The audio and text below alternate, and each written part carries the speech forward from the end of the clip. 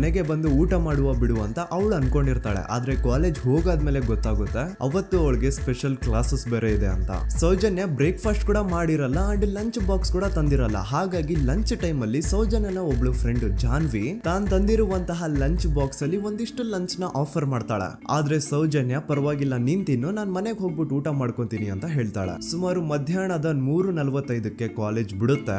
Soujanya college ಇಂದ bus ಅಲ್ಲಿ ಬಂದು ನೇತ್ರಾವತಿ ಬಸ್ ಸ್ಟಾಪ್ ಹತ್ರ ಇಳ್ಕೋತಾಳೆ. ಅವಳ ಜೊತೆ ಅವಳ ಕ್ಲಾಸ್ ಮೇಟ್ಸ್ ಅಂಡ್ ಫ್ರೆಂಡ್ಸ್ ಎಲ್ಲ ಇರ್ತಾರೆ. ಸೊ ಅವ್ರಿಗೆಲ್ಲ ಬಾಯ್ ಹೇಳ್ಬಿಟ್ಟು ಸೌಜನ್ಯ ತನ್ನ ಮನೆ ಕಡೆಗೆ ಹೊರಡ್ತಾಳೆ. ನೇತ್ರಾವತಿ ಬಸ್ ಸ್ಟಾಪ್ ಇಂದ ಸೌಜನ್ಯ ಮನೆಗೆ 20 ಮಿನಿಟ್ಸ್ ನ ವಾಕ್ ಇರುತ್ತೆ. ಮ್ಯಾಕ್ಸ್ ಟು ಮ್ಯಾಕ್ಸ್ 30 ಮಿನಿಟ್ ಹಿಡಿಬಹುದು. ಸೊ ಸೌಜನ್ಯ ನಡ್ಕೊಂಡು ಮನೆ ಕಡೆಗೆ ಹೋಗ್ತಾ ಇರ್ತಾಳೆ. ಒಂದ್ ಸ್ವಲ್ಪ ದೂರದಲ್ಲಿ ಪ್ರಕೃತಿ ಹಾಸ್ಪಿಟಲ್ ಅಂತ ಒಂದಿರುತ್ತೆ. ಅಲ್ಲಿನ ಸೆಕ್ಯೂರಿಟಿ ಗಾರ್ಡ್ ಸೌಜನ್ಯ ನಡ್ಕೊಂಡು ಹೋಗ್ತಾ ಇರೋದನ್ನ ನೋಡ್ತಾನೆ ಕೂಡ.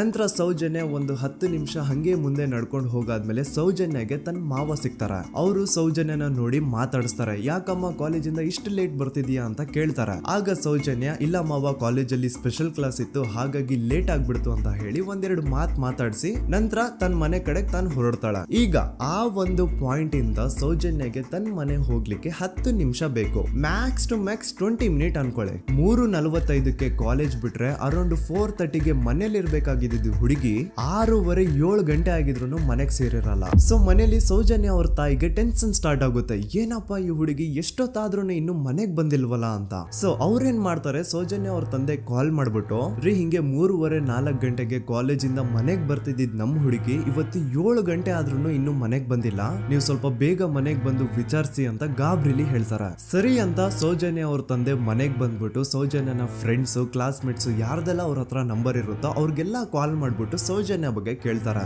ನಮ್ ಹುಡುಗಿ ಏನಾದ್ರೂ ನಿಮ್ ಮನೆಗ್ ಬಂದಿದ್ದಾಳ ಅಮ್ಮ ಅಂತ. ಆದ್ರೆ ಸೌಜನ್ಯನ ಫ್ರೆಂಡ್ಸ್ ಅಂಡ್ ಕ್ಲಾಸ್ ಮೇಟ್ಸ್ ಎಲ್ಲ ಇಲ್ಲ ಅಂಕಲ್ ನಮ್ಮನೆಗಂತೂ ಸೌಜನ್ಯ ಏನು ಬಂದಿಲ್ಲ, ಅವಳು ಬಸ್ ಸ್ಟಾಪ್ ಇಂದ ಸೀದಾ ನಿಮ್ಮನೆ ಕಡೆಗೇನೆ ಹೊರಟ್ಲಲ್ವಾ, ಯಾಕೆ ಇನ್ನೂ ಬಂದಿಲ್ವಾ ಅಂತ ಕೇಳ್ತಾರ.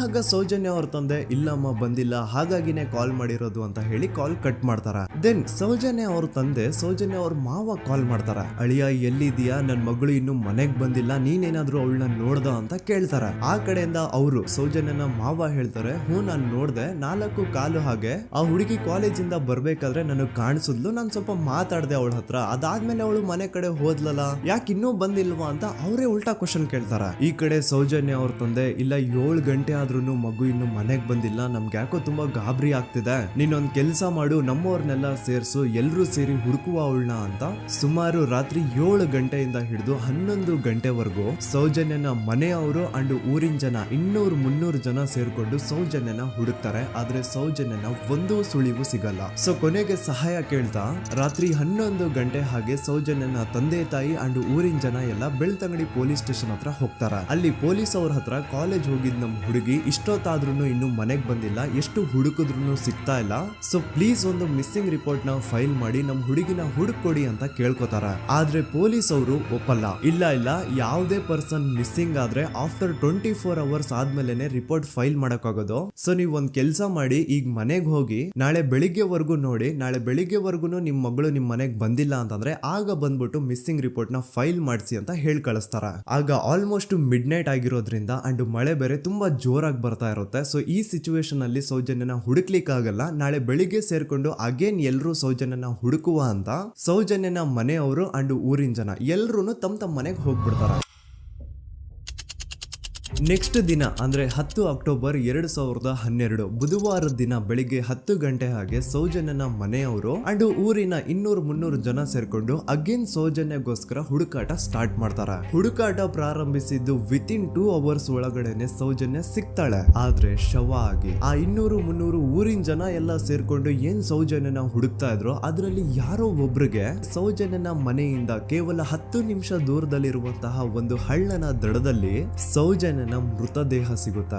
ಈಗ ಸತ್ತಿರುವಂತಹ ಸೌಜನ್ಯನ ಡೆಡ್ ಬಾಡಿ ಯಾವ ಒಂದು ಕಂಡೀಷನ್ ಅಲ್ಲಿ ಇತ್ತು ಅಂತ ಹೇಳ್ತೀನಿ, ಸ್ವಲ್ಪ ಗಮನ ಇಟ್ಟು ಕೇಳಿಸ್ಕೊಳ್ಳಿ. ಅವಳ ಕೈಗಳನ್ನ ಅವಳದೇ ದುಪಟ್ಟ ಅಂಡ್ ID ಕಾರ್ಡ್ ಇಂದ ಮರಕ್ಕೆ ಕಟ್ಟಿರ್ತಾರ. ಅವಳ ಬಾಡಿ ಎಲ್ಲ ನೇಕೆಡ್ ಇರುತ್ತೆ, ಮೈ ಮೇಲೆ ಸರಿಯಾದ ಬಟ್ಟೆ ಇರಲ್ಲ, ಮೈ ಮೇಲೆ ಮಲ್ಟಿಪಲ್ ಕಟ್ ಮಾರ್ಕ್ಸ್ ಇರುತ್ತೆ, ತುಂಬಾ ಜೋರಾಗಿ ಹೊಡೆದಿರುವಂತಹ ಗಾಯಗಳು ಮೈ ಮೇಲೆ ಎದ್ದು ಕಾಣಿಸ್ತಿರ್ತವೆ. ಅವಳ ರಿಪ್ಸ್ ಎದೆ ಭಾಗದ ಮೂಳೆಗಳೆಲ್ಲ ಮುರಿದು ಹೋಗ್ಬಿಟ್ಟಿರ್ತವೆ. And most brutal part is ಅವಳ ಯೋನಿ, ಅವಳ ಏನಿತ್ತೋ ಅದ್ರ ಒಳಗಡೆ 6 ಇಂಚ್ ಮಣ್ಣು ತುಂಬಿರ್ತಾರೆ. ಆ ಬಾಡಿ ಕಂಡೀಷನ್ ನ ನೋಡಿದಾದ್ಮೇಲೆ ಒಂದಂತೂ ತುಂಬಾ ಕ್ಲಿಯರ್ ಆಗಿ ಅರ್ಥ ಆಗುತ್ತೆ, ಅವಳನ್ನ ಯಾರೋ ತುಂಬಾ ಫೋರ್ಸ್ಫುಲಿ ಮಾಡಿ ನಂತರ ನಿರ್ದಯವಾಗಿ ಸಾಯಿಸಿದ್ದಾರೆ ಅಂತ. ಇಲ್ಲಿ ಕ್ರಿಮಿನಲ್ಸ್ ನ ಬುದ್ಧಿವಂತಿಕೆ ನೋಡಿ ಪೊಲೀಸ್